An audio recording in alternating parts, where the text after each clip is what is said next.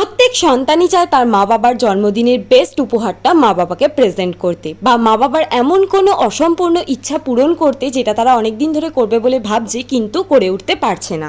আর আশা রাখি তোমরা সকলেই বুঝতে পারবে কোন অনুভূতি থেকে আমরা এই উপলব্ধিটা তোমাদের সাথে শেয়ার করছি। তোমরা সকলেই জানো গতকাল আমার ডয়ের জন্মদিন ছিল, আর এই শুভ দিনকেই আরেকটু স্পেশাল বানাতে আমি আর বোন ঝুলিয়াতে বেরিয়ে পড়লাম। আমাদের সাধ্যমতো আমরা দুই বোনে এক পেটি বিস্কিট কিনে আমাদের পক্ষে যতটা দূর অবধি যাওয়া সম্ভব ছিল ততটা দূর অবধি আমরা গিয়ে সমস্ত বাচ্চাদেরকে বিস্কিট খাওয়ানোর চেষ্টা করেছি।